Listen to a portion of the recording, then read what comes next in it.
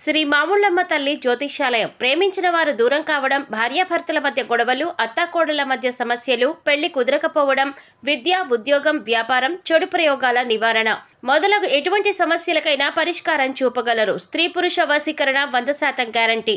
విదేశాలలో ఉన్న వారికి వాట్సాప్ కాల్లో జాతకం చెప్పబడును. గురూజీ రామకృష్ణ శాస్త్రి. Cell number 9949667583. మంచి హస్తవాసి ఉన్న గురూజీ. ఒకసారి కాల్ చేస్తే మీకే తెలుస్తుంది. ఓం శ్రీ మాత్రే నమః. ఛానల్లోకి స్వాగతమండి. ఈ నెల 12 లోపు ప్రాణం పోయినా సరే మీనరాశివారు ఈ 3 తప్పులు చేయకండి. ఈ రాశివారు ఈ పనులను చేసినట్లయితే నష్టం తప్పదు. ఉన్నదంతా ఊడ్చుకుపోయి రోడ్డు మీదకి వస్తారు. అయితే నవంబర్ నెలలో ఈ రాశివారు ఎటువంటి ఫలితాలను పొందబోతున్నారు? ఈ నెలలో ఈ రాశివారు చేయకూడని 3 తప్పులేమిటి? అలాగే ఈ సమయంలో మరింత అభ్యున్నతిని పొందటం కోసం వీరు చేసుకోవలసిన దేవతారాధనతో పాటుగా పాటించవలసిన పరిహారాలను గురించి ఈ వీడియోలో వివరంగా తెలుసుకుందాం.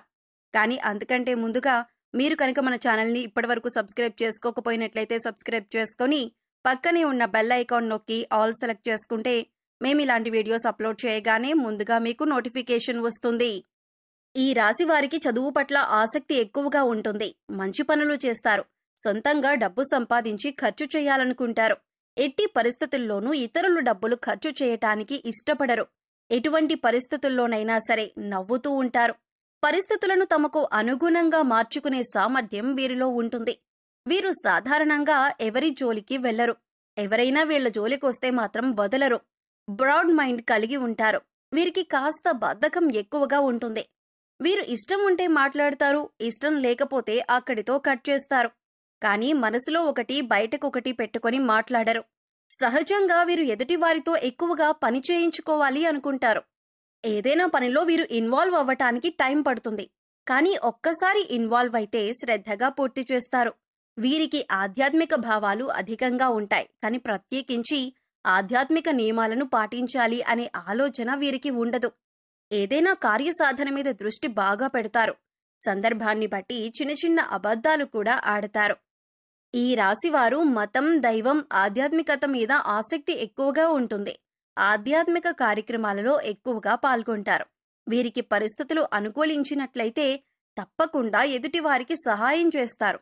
అయితే వీరు నవంబర్ నెలలో ఎటువంటి ఫలితాలను పొందుతారు అనే విషయాన్ని గురించి చూసుకున్నట్లయితే వృత్తి వ్యాపారాలలో మంచి ఫలితాలను పొందుతారు. ముఖ్యంగా వీరు ఎప్పటి నుంచో వ్యాపారాన్ని అభివృద్ధి చెయ్యాలి, విస్తరించాలని ఆలోచన చేస్తున్నట్లయితే కనుక ఈ సమయంలో వ్యాపారం విస్తరించే అవకాశాలు ఎక్కువగా కనిపిస్తున్నాయి.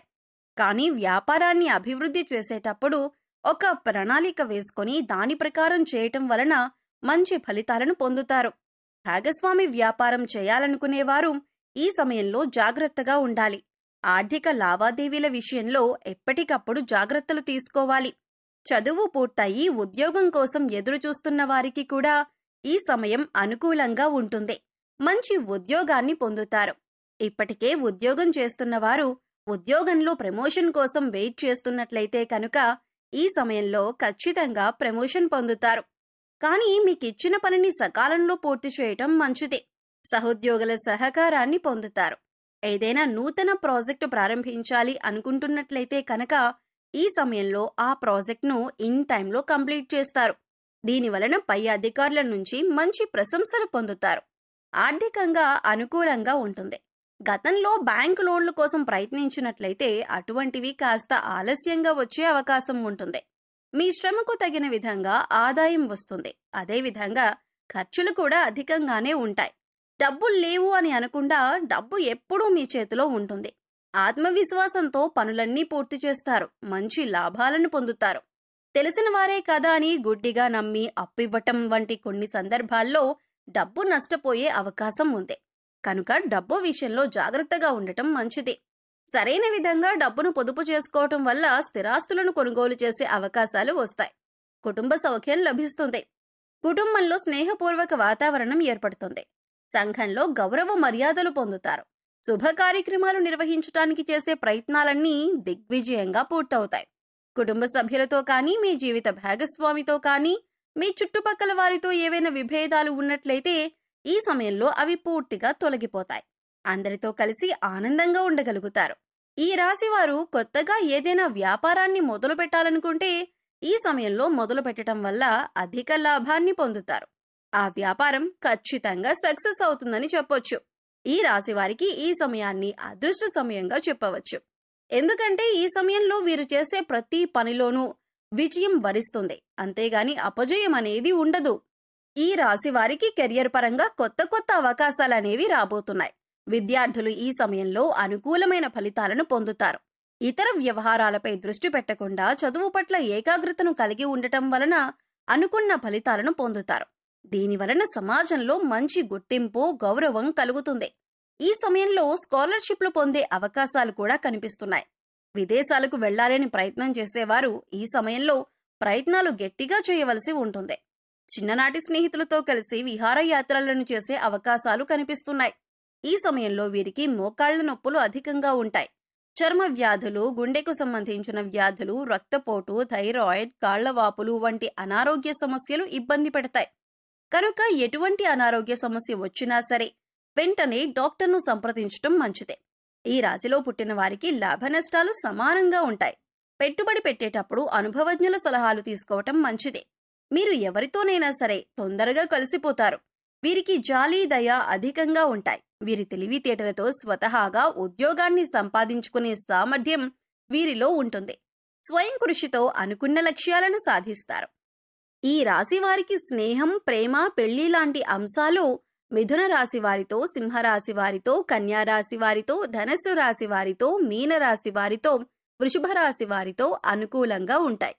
మీరు ఈ సమయంలో చేయకూడని 3 తప్పులేంటి అనే విషయాన్ని చూసుకున్నట్లయితే మీరు మొండితనాన్ని తగ్గించుకోవాలి.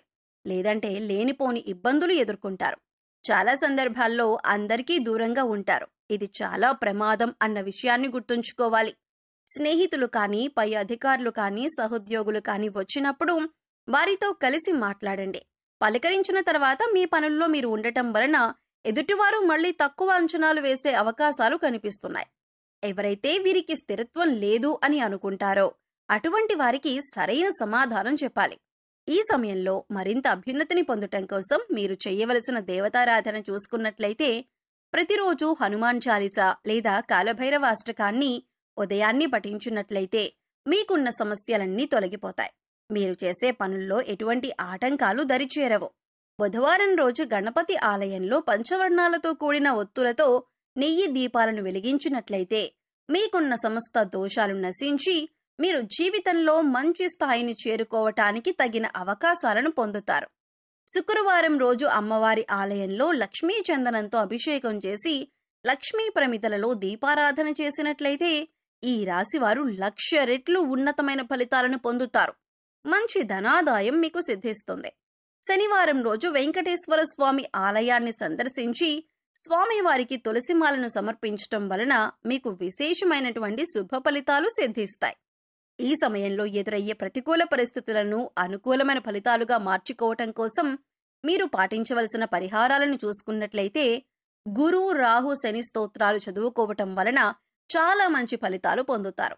పడమరకు, ఉత్తరంకు మధ్యలో ఉన్న వాయవ్య మూలలో సంజీవని పర్వతమెత్తిన ఆంజనేయ స్వామి పటాన్ని ఉంచి పూజించినట్లయితే మీరు చేసే ప్రతి పని ఖచ్చితంగా ఎటువంటి ఆటంకాలు లేకుండా విజయవంతమవుతాయి.